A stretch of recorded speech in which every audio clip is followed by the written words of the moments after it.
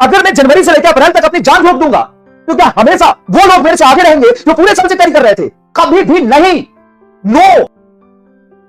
पहला सवाल का जवाब आपके मन में जो है वो मैं दे देता हूं। मेरा सिलेक्शन अभी से पढ़ने से होगा कि नहीं, हम यहां पे हैं तो देख भाई, इस बात से कतई फर्क नहीं पड़ता है कि कोई पूरे साल पढ़ रहा है तो उसका सिलेक्शन हो जाएगा और कोई 4 महीने पढ़ेगा, 3 महीने पढ़ेगा तो उसका सिलेक्शन नहीं होगा। अगर मैं जनवरी से लेकर अप्रैल तक अपनी जान झोंक दूंगा तो क्या हमेशा वो लोग मेरे से आगे रहेंगे जो पूरे साल से तैयारी कर रहे थे? कभी भी नहीं। नो। सर कैसे? वो तो पूरे साल से मेहनत कर रहे हैं। अरे पूरे साल से मेहनत कर रहे हैं, लेकिन किस डायरेक्शन में मेहनत कर रहे हैं, किस एटीट्यूड के साथ मेहनत कर रहे हो, कितना पढ़ रहे हैं, इन सभी बातों पर डिपेंड करता है। उनकी कैपेबिलिटी क्या है, उनको कितना चाहिए, वो कितनी जोर से उनको नीट आया हुआ है, इस बात पर डिपेंड करता है। ऐसा अगर होता कि पूरे साल से पढ़ने वाले लोग ही सिर्फ सेलेक्ट होते तो ड्रॉप क्यों होता?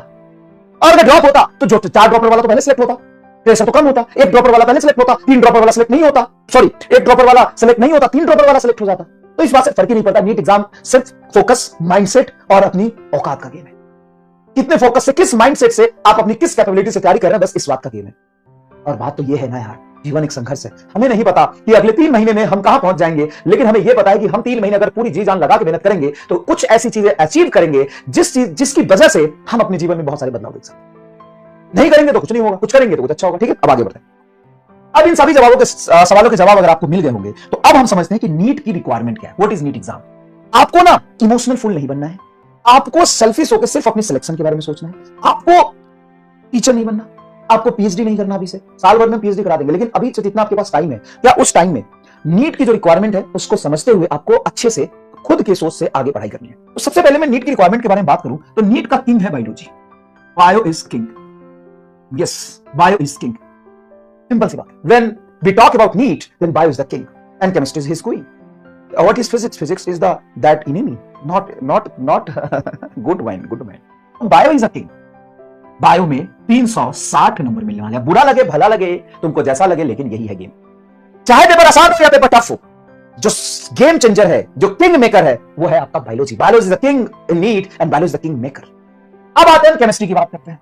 केमिस्ट्री हमारा कितने नंबर का होता है भाई? 180 नंबर का। और फिजिक्स भी होता तो 180 नंबर का है, लेकिन इस पर भरोसा हम नहीं कर सकते।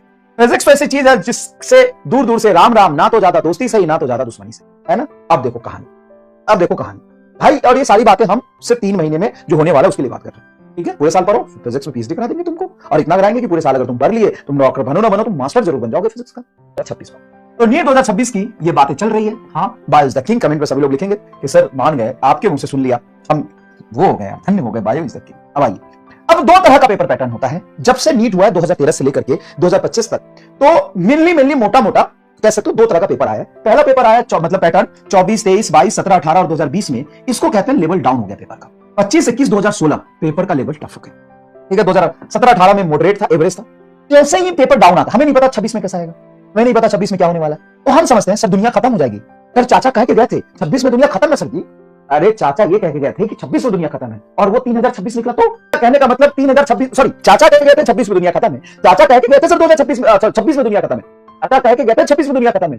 इन चाचा ये कहां बोला था 2026 में? अगर 4026 में खत्म होता तो वो सच्ची बायो आओ। तो अगर पेपर का पैटर्न लेवल थोड़ा सा इजी होता है, लेवल डाउन होता है, तो कट ऑफ हाई होगा, और आपको लगेगा कि अरे भाई साहब एकदम मजा ही आ गया, हमने तो छोड़ दिया 650, 650 नंबर एग्जाम में आ रहे हैं, और फाइनली जब रिजल्ट आता है तो कट ऑफ आपका बहुत हाई चला जाता है, आपका सिलेक्शन रुक जाता है। तो कभी भी कितने सवाल आप कर पा रहे हो ये मैटर नहीं करता, रिलेटिव मैटर करता है कि आप किस पेपर में कितने सवाल कर पा रहे हो। ठीक है, अब देखो, जैसे पेपर में लेवल डाउन जाता है, कट ऑफ हाई चला जाता है, वहां पे मैटर करता है हाई एक्यूरेसी, और फिजिक्स, केमिस्ट्री, बायोलॉजी तीनों ही बहुत इंपॉर्टेंट हो जाता है। मिनिमम 650 नंबर आपको स्कोर करने पड़ते हैं। सरफेस लेवल पर आपको पूरी कंसेप्ट आनी चाहिए। 4 चैप्टर में आप पीएचडी कर ले, कुछ नहीं मिलने वाला है। आप 4 चैप्टर में जे एडवांस का सवाल करने, कुछ नहीं मिलने वाला है। आप पूरे 100% फिजिक्स के 30 चैप्टर, केमिस्ट्री के 30 चैप्टर, बायो के 30 चैप्टर में आपकी पूरी नॉलेज सरफेस लेवल पे है कि नहीं, ये मैटर करता है। ठीक है, कितना आपको याद है, मेमोराइजिंग पावर मैटर करता है।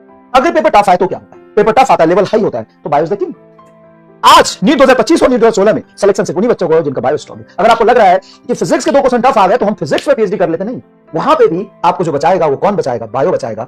अब पेपर का टफ लो चला जाएगा, क्यों? पेपर टफ है, लेकिन बायो तो टफ नहीं है। बायो में अगर आप 340 प्लस, केमिस्ट्री में 130 प्लस स्कोर करते हैं तो ये जोड़ क्या होता है? 0, 4, 3, 7 और 3, 470 नंबर। अब यहां से अगर आपके फिजिक्स में 80-90 नंबर तो चाहिए यार, 80 से 100 नंबर भी आए तो 450 से लेकर के 490 तक का आपका कट ऑफ हो जाएगा। मैं सही जोड़ रहा हूं? अच्छा, नीचे क्यों कर दिया मैंने? 80 जोड़ेंगे हाँ तो 450 सही है, और 100 जोड़ेंगे तो 570।